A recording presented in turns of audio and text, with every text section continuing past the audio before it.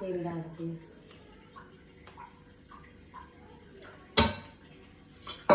जब तक इसको 2 मिनट तक गर्म होने दीजिए। कितने मिनट तक गर्म होगा आंटी? 5 मिनट तक गर्म होगा इसको। अच्छा 5 से 2 मिनट तक।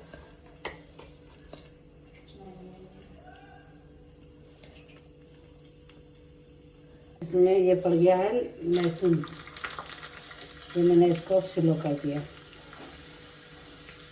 ये हो गई अजवाइन, अजवाइन पड़ गई, इसमें मेथी पड़ गई, मेथी दाना हो गया।